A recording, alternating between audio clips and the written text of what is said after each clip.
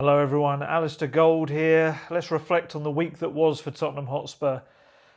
We have to go back to Tuesday night, don't we, unfortunately? It seems so long ago now, yet so vividly, horribly fresh in the mind.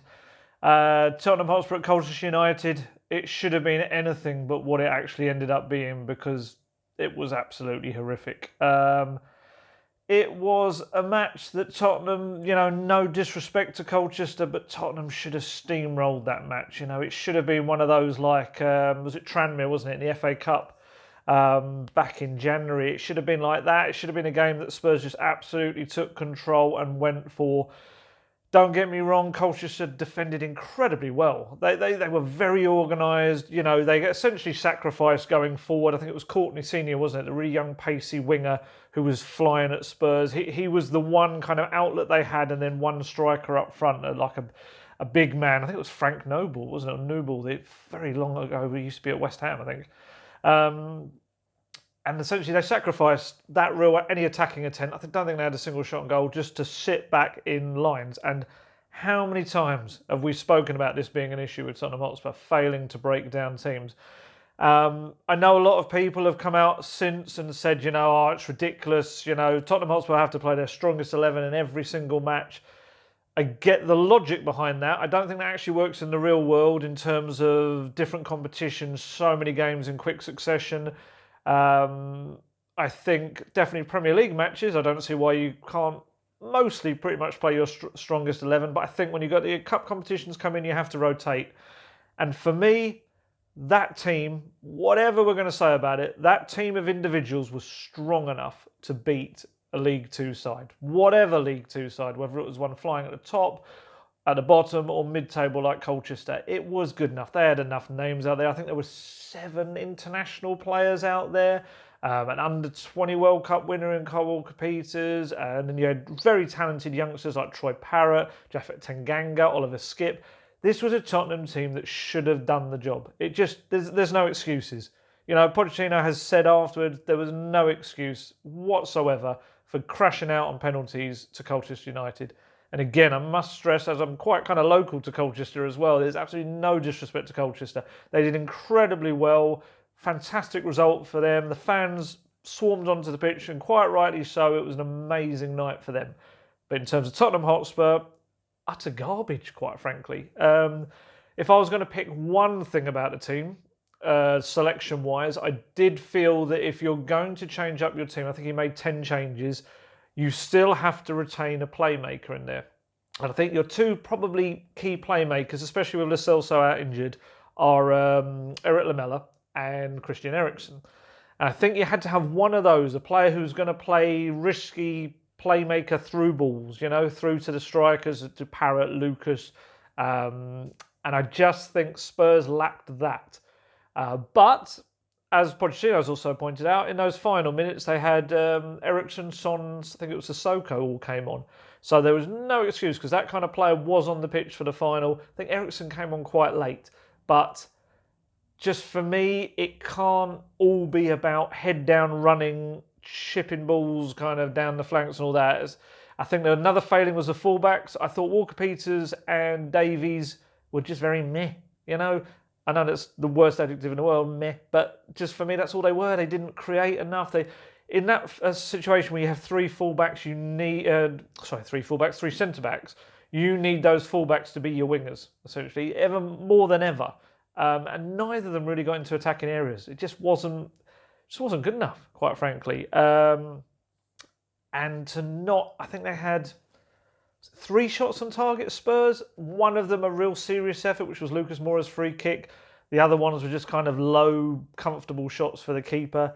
It just wasn't good enough. It wasn't good enough at all, and it kind of shows that Dele Alli is still very much finding his way back, his sharpness, his fitness. The minutes will help him, but he's still not there yet. Lucas Moura, for me, it was another one of those performances, and I know I'll get moaned at by the Lucas Moura fans, but for me, it was another one where lots of head down running, looked dangerous or appeared dangerous, but ultimately didn't quite do enough in terms of creative play for other players on the pitch. And I think if you're not going to be able to score against a League Two side and you're a Premier League international, Brazil international, and don't get me wrong, I'm not just singling him out, everyone else as well, Dele Alli as well, Son when he came on, Ericsson, I just wasn't good enough. It's not good enough. You've got to be more clever, you've got to be more creative, and as Pochettino's favourite phrase at the moment, more aggressive in the final third, and I'm starting to kind of really see what he means by that. It's just about being bold, showing cojones, as he likes to call it, and just being able to take a risk and go for it. And it just wasn't enough of that. Spurs deserved to go out. They just didn't do enough. And the less we talk about Ericsson taking another penalty, if I'm going to be fair to him, it was a great save. But oh my God, how many penalties is he going to now? I think that's 3 in a row, isn't it? Fair play to him for keep putting himself up for him, but my goodness, one of them's going to have to go in soon, isn't it? Couple of positives. I think Troy Parrott, it was a bright debut. I wouldn't say it was stunning. Obviously there was a lot of anticipation going into it, a lot of eagerness from the Spurs fans to see him. I think he's suffered from that lack of service that we were talking about. But I thought there was some nice little bright moments, clever touches, spreading the play out wide, a couple of shots that were deflected off target. I think for a 17-year-old getting his first 60 minutes or so under his belt, I didn't think it was that bad. I felt who actually had a better debut was Japhet Tanganga. I thought he was really, really composed at the back. Don't get me wrong, he didn't have a lot to deal with. Masses, obviously, like I said, there wasn't that big attacking intent, but anything that he had to deal with, he dealt with it very well. And the fact, as I've said before, I think that he still only has about 9 months left in his contract. Spurs only gave him a 1-year deal last year. It looked at one point like he actually might be released. I think he's done so well. I really hope they maintain him and keep him on because, it's a difficult one. I don't want to write him off completely as like, oh, no one thought he was any good. But for me, Japhet Tanganga was always a very talented young player coming through. Had a couple of near misses with Spurs pre-season tours because he was on international duty or he was injured, so he kind of lost the chances. I think TJ Ioma had last year in America had the chance when maybe that was going to be Tanganga's chance.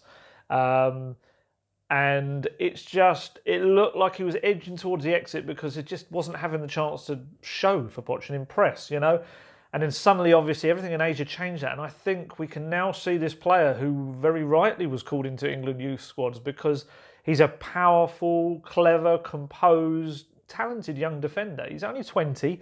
He's obviously, when we look at Parrott, we look at a very young 17-year-old. With Tanganga, he's probably slightly closer to being ready for Premier League football. And I think they need to sort out that contract soon, which I understand they're trying to, because if Alderweireld and Vertonghen do move on next summer, I think Tanganga might just start clambering up that ladder and actually being, a realistic alternative with Foyth, Sanchez, possibly Dyer if he sticks around, if he's going to be a centre-back like he was the other night. I thought that was quite telling that Dyer was a centre-back. I do believe that I think that's where Pochettino is going to look to play him as much as possible this season because I just think that midfield's so crowded.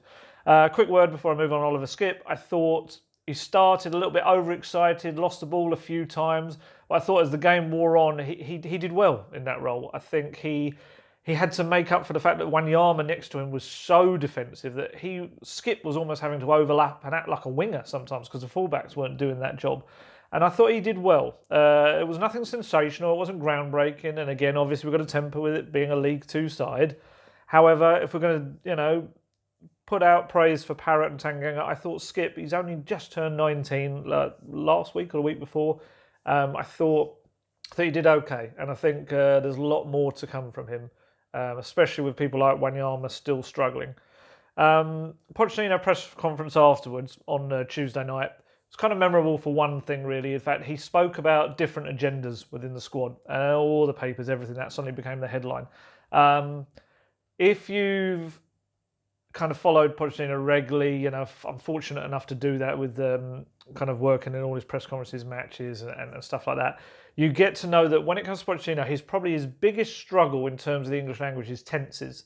He'll often say stuff that kind of makes it sound like he's talking about now, and he's actually talking about the past, or flip side, maybe he's talking about something to come and you think he's talking about the present or the past. And in this case, different agendas. I think everyone seemed to take it as if it was now. And as we'll come on to, he's kind of clarified it since.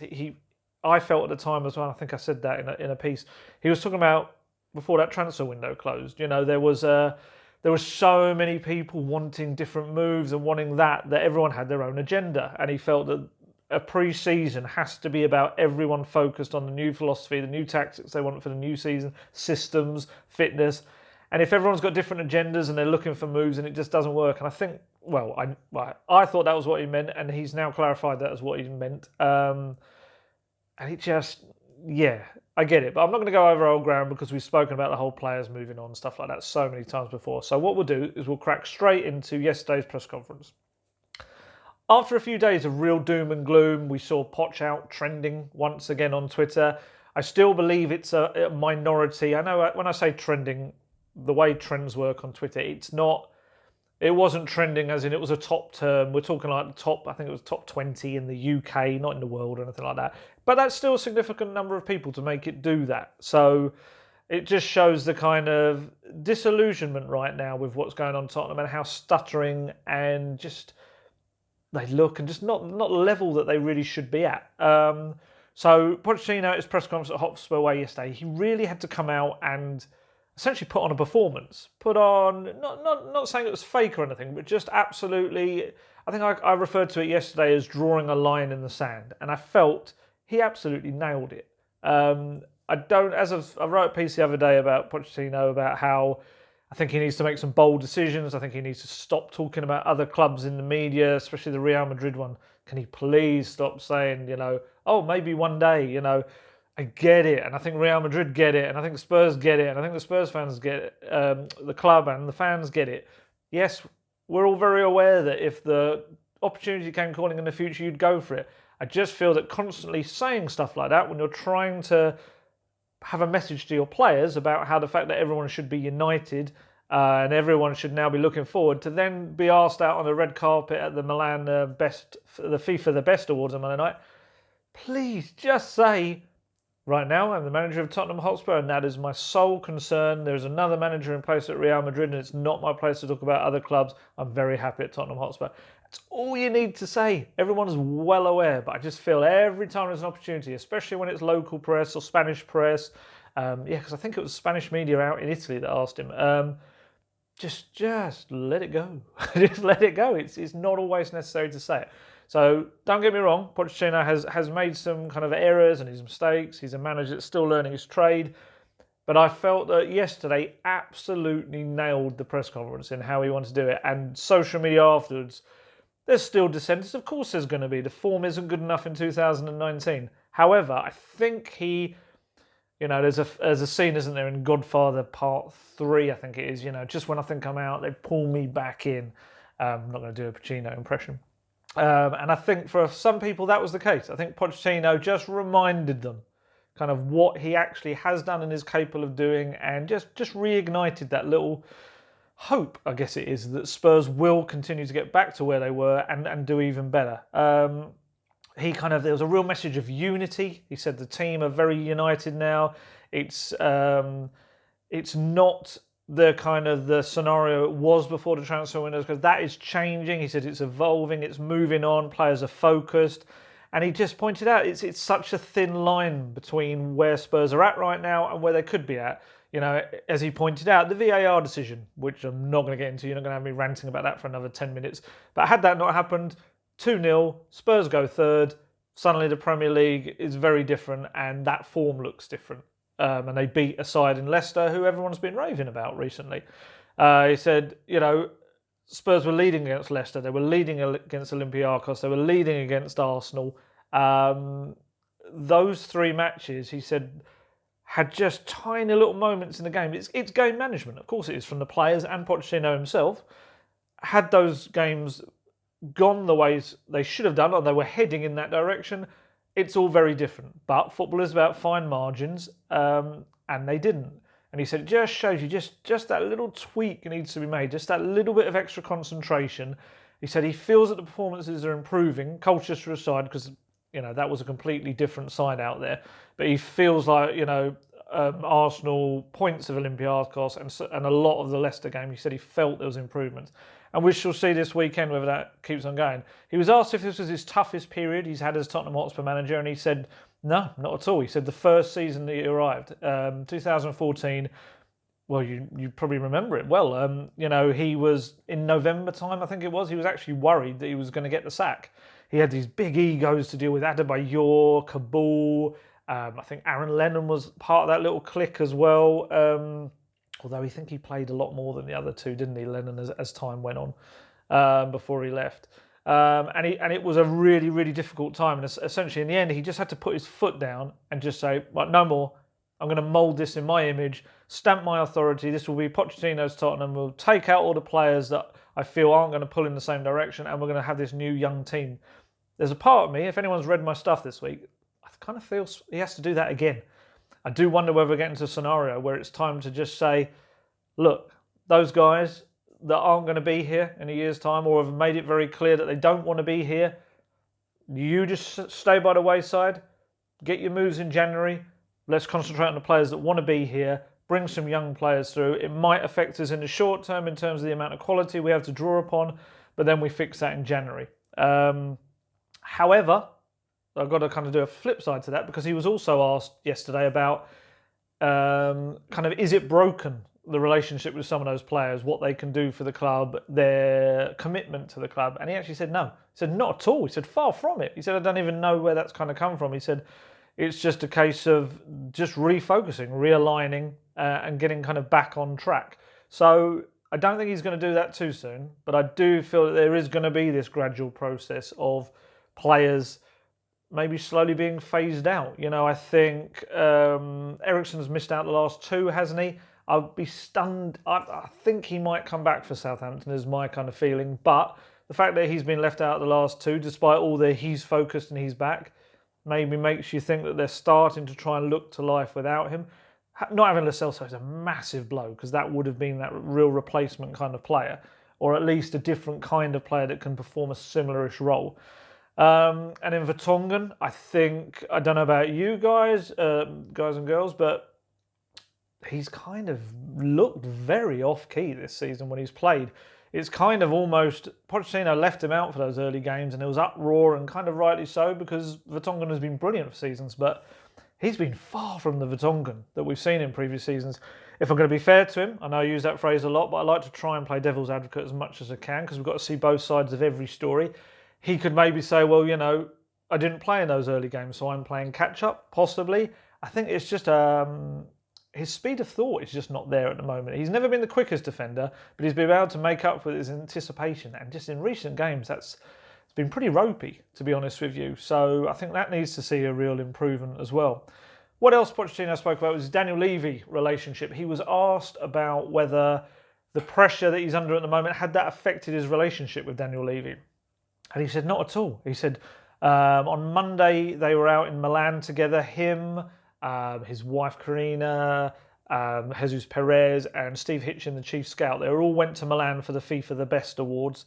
And he said, if we didn't have a great relationship, we wouldn't be able to spend a day like that together, chatting. He said we had some really good talks about stuff. He also admitted once again, he's been here before, that he and Levy had disagreements in the summer. He said it's, sometimes you have different ideas. That's what happens in different businesses all around the world. People have different ideas, but essentially in the end it's about compromise. And he reiterated that he's very happy with where things are at right now in terms of behind the scenes. It's a strange one. I mean, we all know that the summer rebuild didn't really happen. They brought in 3 players who are terrific young players, don't get me wrong. And Pochettino and Spurs have been incredibly unlucky. I mean, what are the chances of 2 of them getting injuries on international duty, although albeit we knew Sessegnon was before they signed him, but then getting a relapse of that. And then Ndombele picks up an injury as well a couple of weeks in. They've been incredibly unlucky. I think if you had those 3 players from the start with full pre-seasons able to integrate them, you probably would see a very different Pochettino Tottenham right now. Especially if other players had left. I think these players would have played even more of a key role in coming in.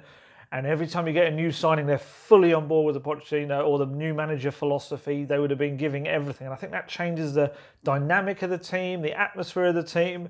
And I think he's been incredibly unlucky in that sense as well with them. Then he spoke about the fans. And I felt that this was his kind of, there were 2 for me real key moments. I think this was the first one. The fans haven't been, fully behind him in the last few weeks because of performances, because of results, and he could have been dismissive of that. He could have played it down. He could have said, "Oh, that's the fans. The fans are, what they are, and social media, blah blah." But he didn't. He absolutely nailed it. He said, the fans are the most important people. If they want to criticise, they have every right to criticise. We cannot complain about fans criticising. They're the people that keep the game alive. And he had a clever little comment about critics as well. He said, criticism is not a bad thing. Criticism sometimes makes you look at yourself and helps you to evolve. And I think that was so important because it didn't dismiss the fans. It didn't dismiss, Bob on Twitter with 12 followers who rants Poch out and says this player's awful, this player's that, blah, blah, blah.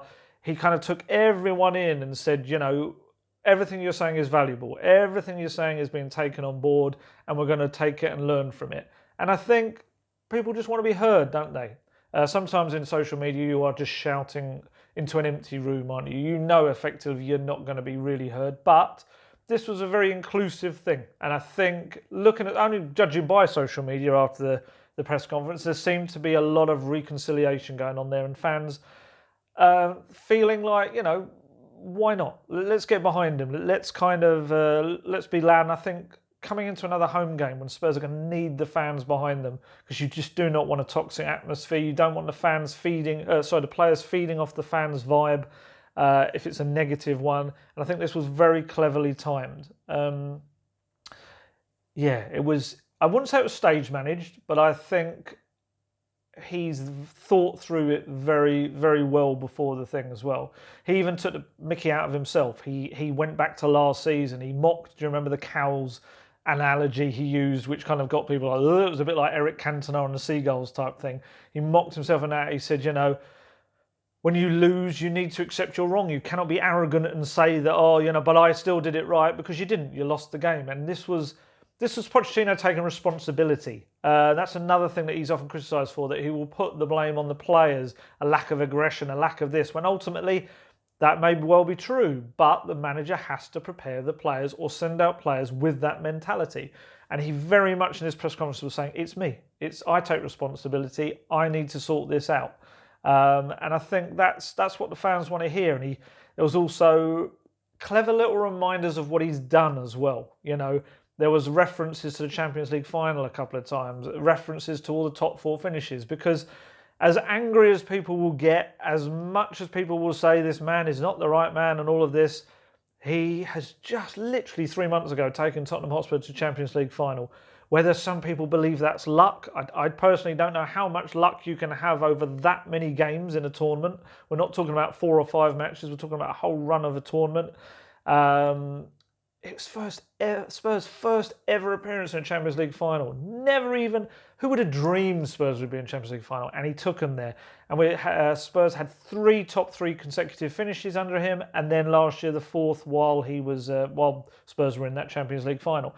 So there were little subtle hints throughout the press conference as well as all the mediating and very clever words in kind of getting people back on side. There was also these just little undercurrent of reminders of like, look what I've done. Look where Spurs were.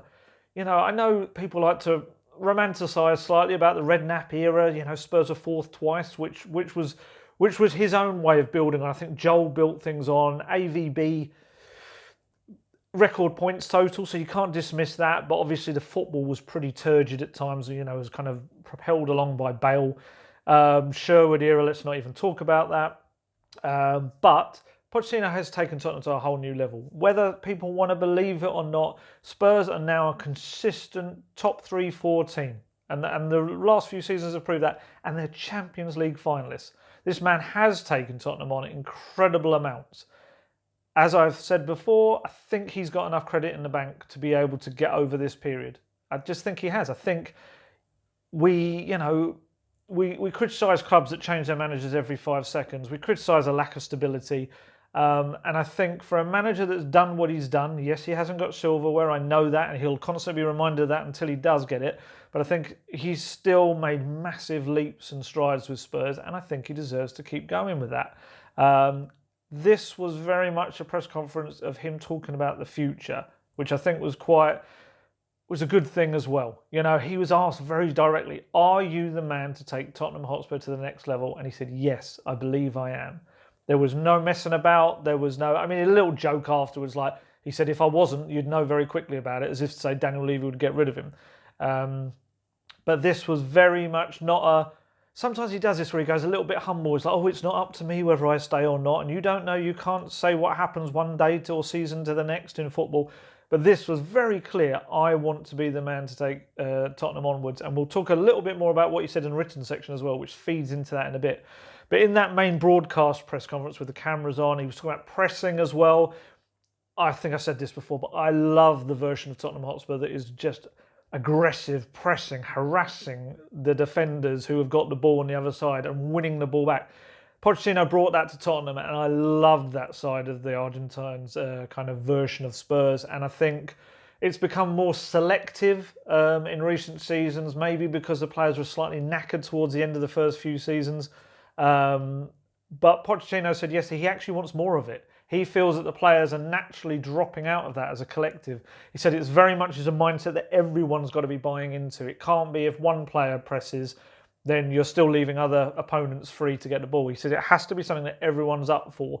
And he said he feels they're starting to get towards that, but he wants more of it. And that's great news. For me, if we're going to see Tottenham Hotspur pressing again, sign me up. Honestly, that is Tottenham at their best. This kind of angry, animal, desperate to grab that kind of prey, as it was, and rolling with that metaphor, absolutely rolling with it.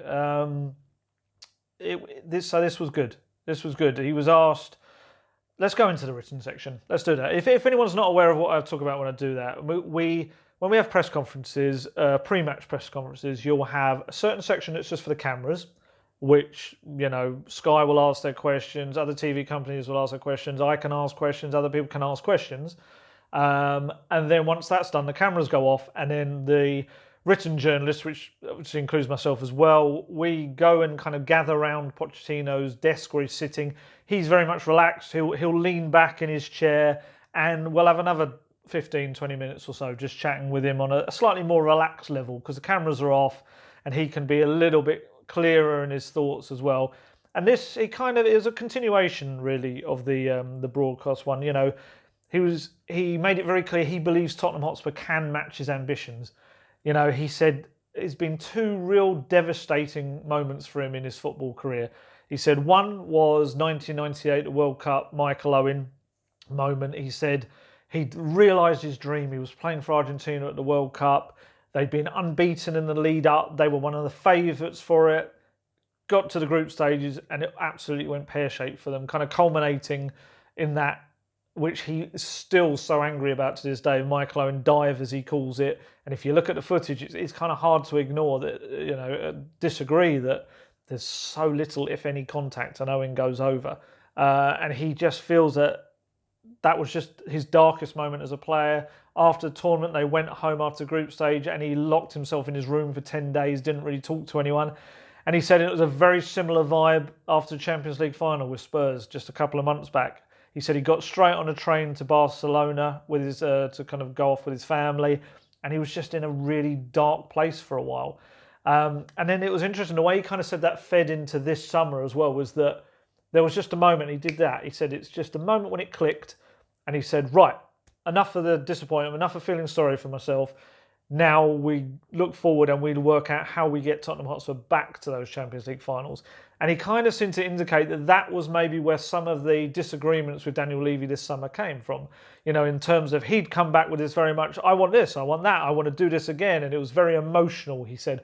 Whereas maybe, he didn't say this, I must stress that, but obviously we kind of maybe would think ourselves. Levy would maybe more pragmatic, thinking of the bigger picture, thinking of finances and what's actually achievable for Tottenham and how it impacts, you know, the wage structure for other players and things like this.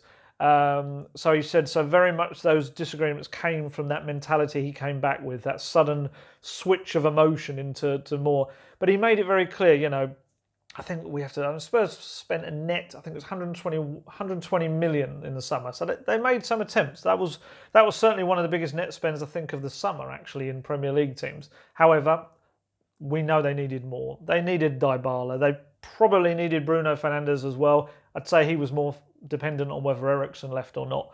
But I get it. I get what Pochettino was saying. I think he came back with this feeling like we need to rebuild, we need to get straight on it, and we need to make Tottenham Hotspur this force. It was put to him as well.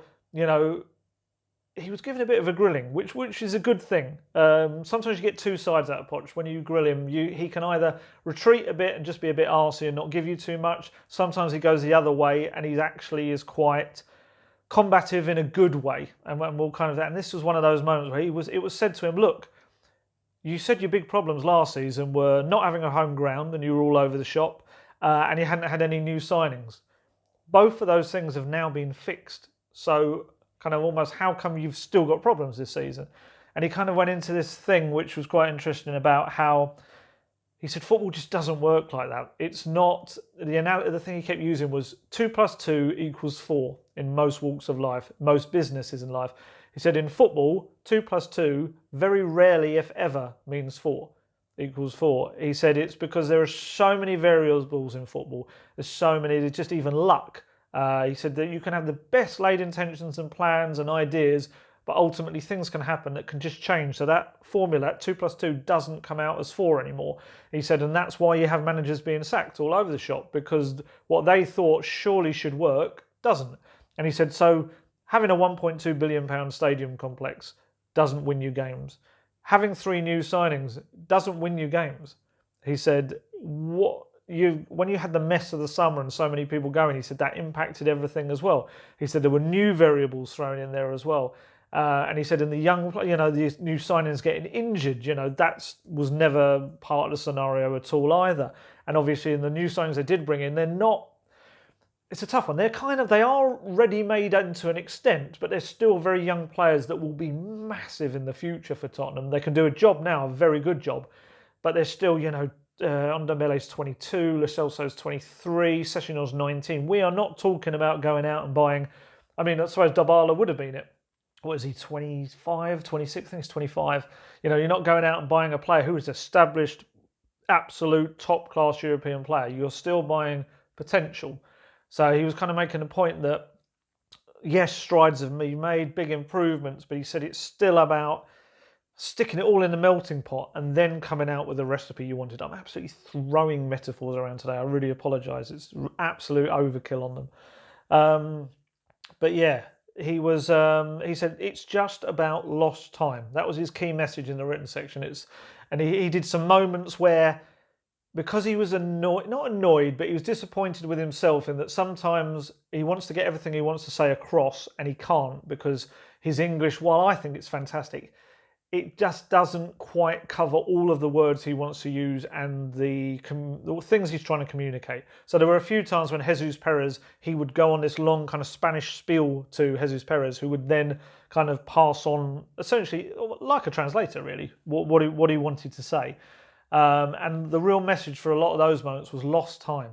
He said, what we have to appreciate is that when you get some big players, and a lot of players want to leave the club and they don't get their moves, during that time when they were angling for moves or thinking they were moving, just human nature is that they weren't going to be fully on board with the new philosophies and systems. They weren't going to be fully, absolutely focused on what he wanted them. And we know what a Pochettino pre-season like. It's absolutely madness of kind of demanding, like Ndombele, you've heard me speaking about him before, and when I spoke to him about the pre-season, this was a guy who was absolutely shocked by what pre-season is.